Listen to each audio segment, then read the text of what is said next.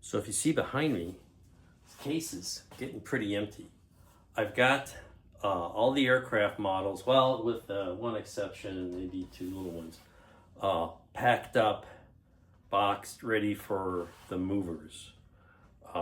This guy's got a special crate, the B-36, that I used 40 years ago when I moved out of St. Louis. Surviving there pretty good. I got to get that hanging in the garage and see how this fits in it. That I'm going to take myself. We're going to drive a car on this move, have the other car shipped, and I'll take a few things. It's a Subaru SUV, so it's got a lot of room in the back. For some of the more fragile models and something I don't want to leave to the movers. Most of them I got packed well enough that I can trust with the movers.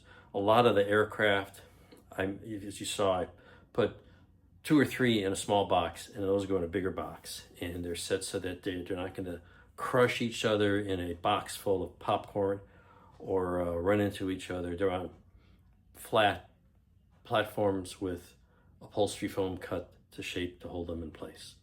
So that's where a lot of the aircraft are going. I've got the aircraft that I'm donating to a museum, all packed up to drive to that museum in another couple of weeks. And so the aircraft is pretty much done. So now it's on to the spacecraft. Now these are going to be handled a little differently because I've been taking these to shows for many years. And so most of these crazy Gemini ships, they have their own special box. Let's just find one here at random. Here we go. This, I believe, is, this holds a big G, the wing Gemini, and Gemini 7.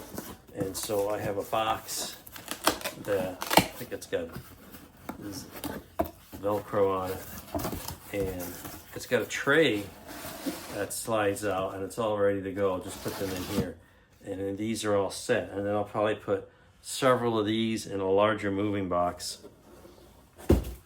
and then combine those together. And those I would trust with movers. Things like, let's take a look over here. This fella is not going with the movers. I do have a box for it that I've used to take myself on the road. All the solar panels come off, the shuttle comes off, and it is all supported, so it should be okay. But this one's coming with me.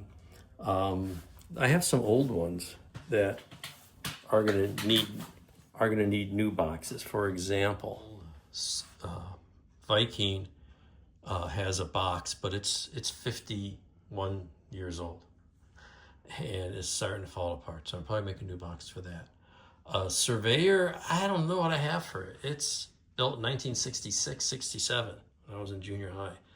I don't know what I'm gonna do with that. So some of these old ones, and Skylab's got a box. It comes apart, but it might need a little updating because it was built in 73, so it's 50 plus years old. So might need some. I've got piles of boxes here, all ready to go for the different specialty models I built, and I'm gonna pack these up, see if they can fit into bigger boxes. Even the Discovery from 2001, it comes apart.